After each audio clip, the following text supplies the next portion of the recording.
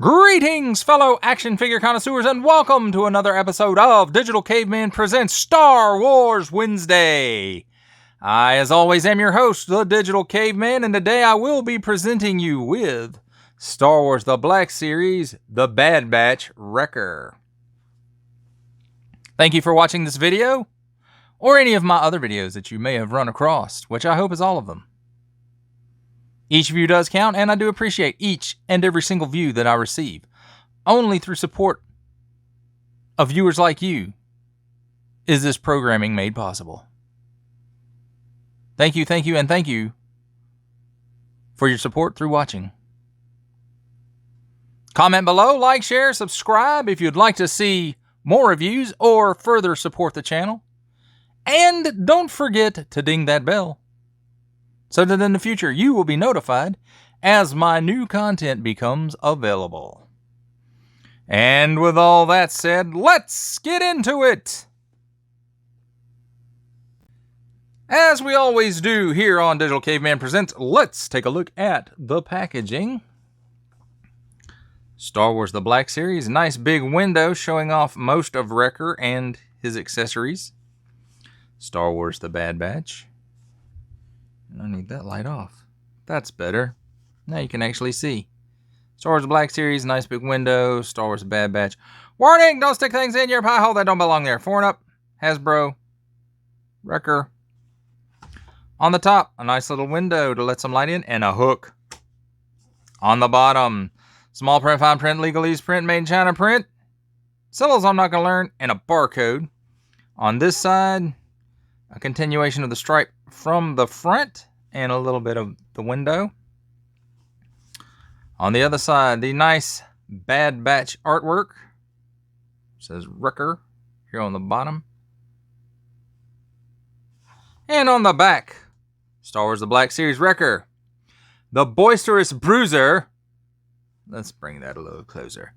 The boisterous bruiser of the Bad Batch, Wrecker, has brute strength that makes him capable of lifting a clone gunship without any help.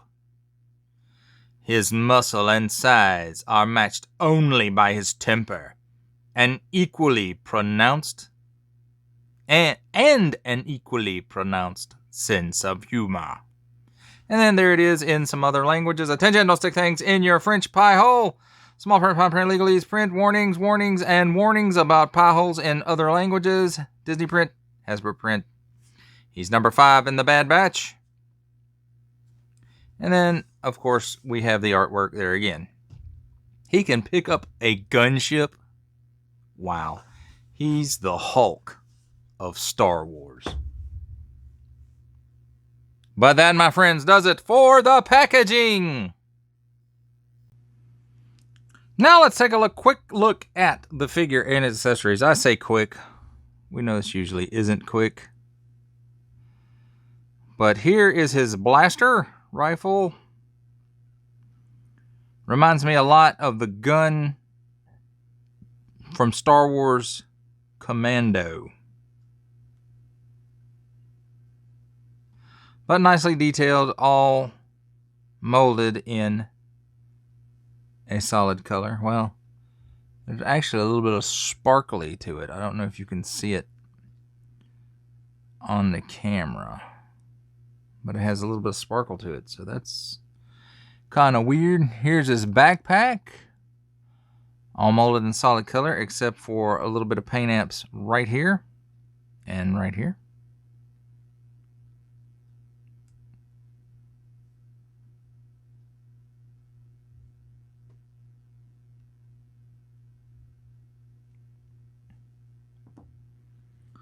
And here's his vibro blade.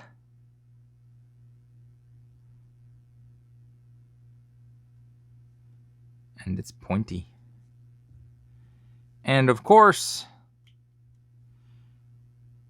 his Clone Force 99 helmet.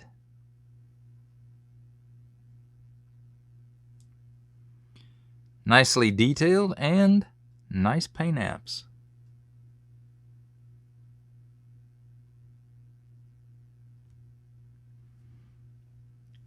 Now let's take a look at the figure himself.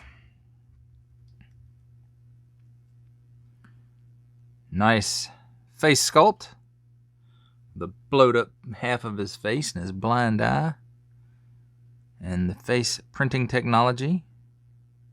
Good job on that as usual. There's the T-shaped visor. No, that would be Boba Fett and the Mandalorians. T-shaped peg hole for his backpack.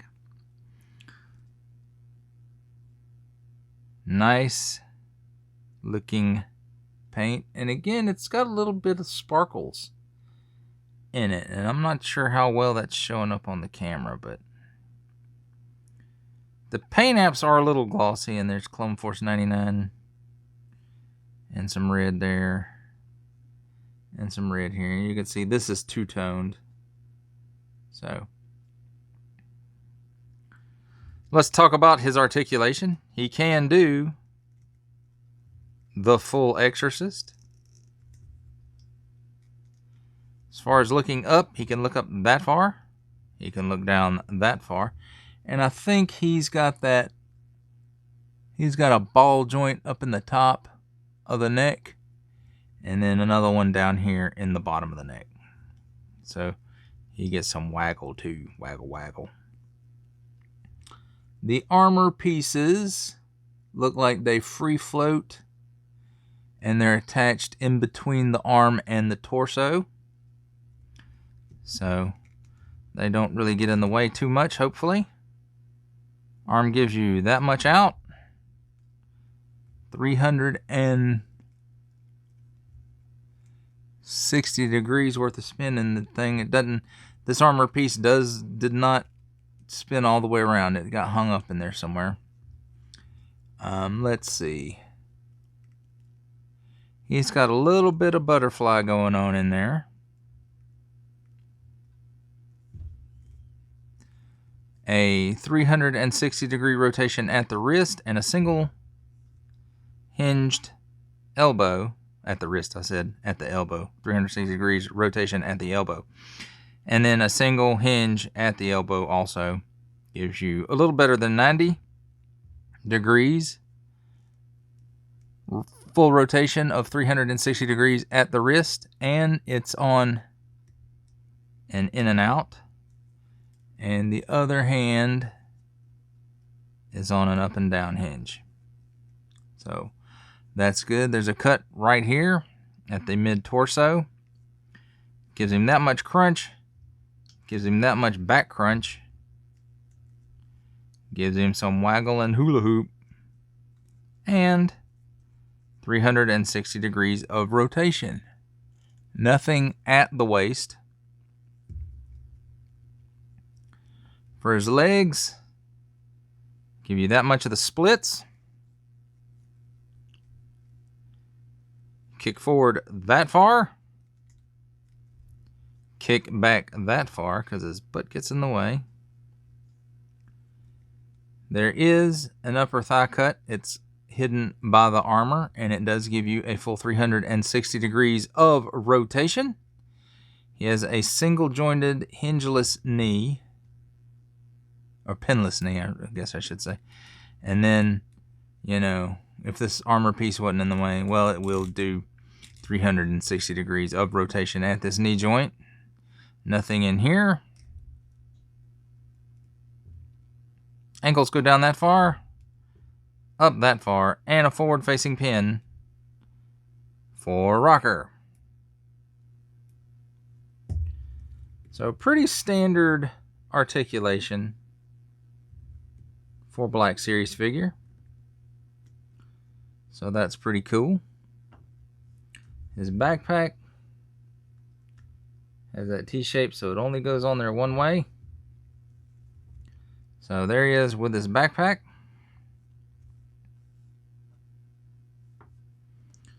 And his knife.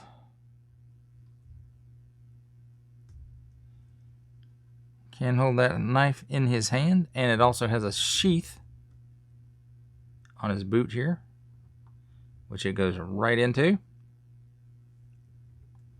And his gun, stick it in there and twist it a little bit so that the finger goes through the trigger guard.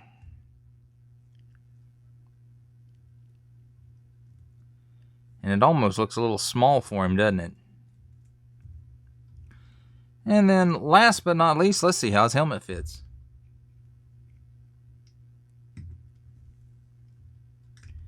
It's a little tight, but not too bad.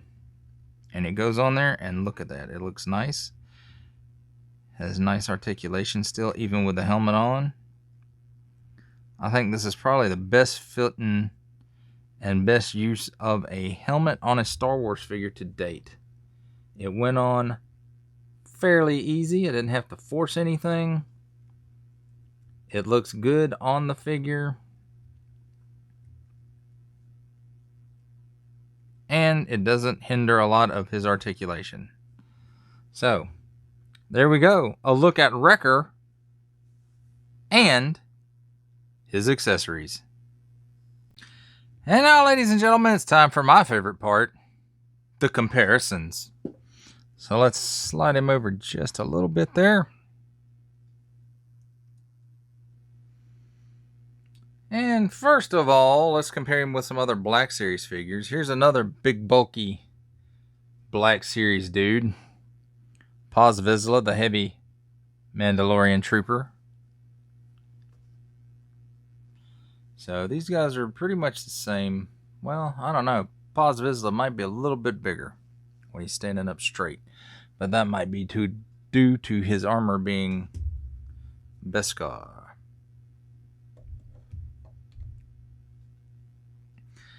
And here he is with the Archive edition of the 501st Legion Clone Trooper.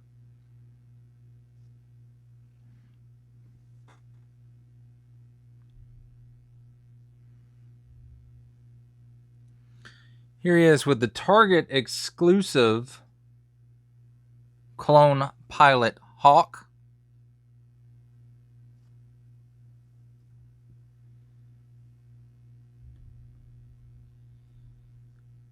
And from the Bad Batch, the Elite Squad Trooper.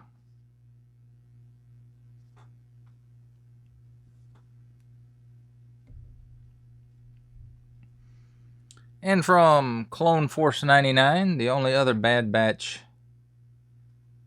main character that I have currently, Tech.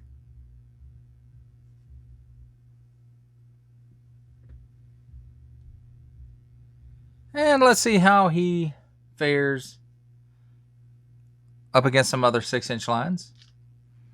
Here he is with Marvel legend Stan the Man Lee.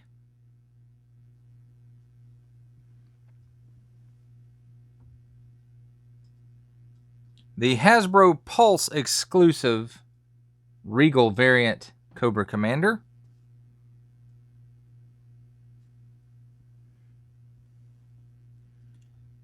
And for just some 7-inch goodness, here he is with the McFarlane Toys DC Multiverse Batman Beyond.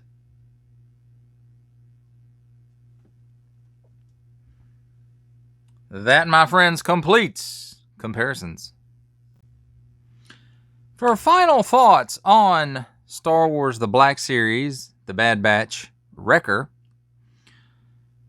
I'm glad that I decided to get started on the Bad Batch figures. I initially had passed, and that's why I don't have the first two. The names elude me at the moment. Brain fart. Happens when you get old, kids. But I am glad I did get on these, even if I didn't get in on them initially. They are great figures. And I mean, Black Series is really turning out great stuff right now. I mean, from his accessories, the way his helmet fits. I mean, this is an awesome figure. Even if you don't even like the Bad Batch and you just want a big ass clone to add to your display, this guy is it. I mean, the details on the face, from the burnt and scarred and the blind eye there.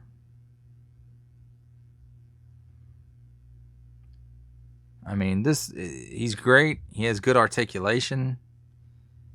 about as much as every other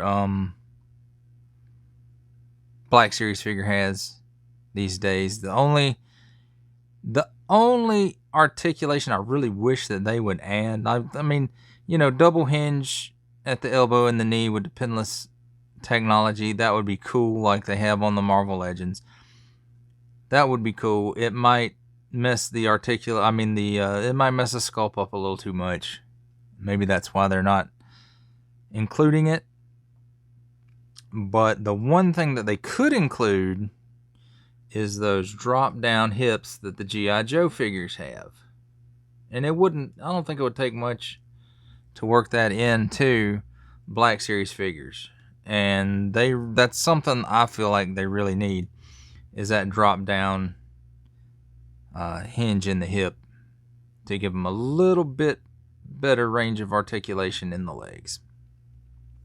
But that's a nitpick and a wish. Wish, where's my Mantel mix? You promised me Mantel mix. Okay, it's coming. Jeez, be patient. Well, that does it for the review, folks. I hope you enjoyed it. I enjoyed making it. Thanks for watching this video or any of my other videos that you may have watched. I do appreciate each and every single view. Each view does count. Thank you, and thank you for supporting this channel through watching. Comment below, like, share, subscribe if you'd like to see more reviews or support the channel further. And don't forget to ding that bell so that in the future you will be notified as my new content becomes available. That's a wrap, folks. I'll see you next time.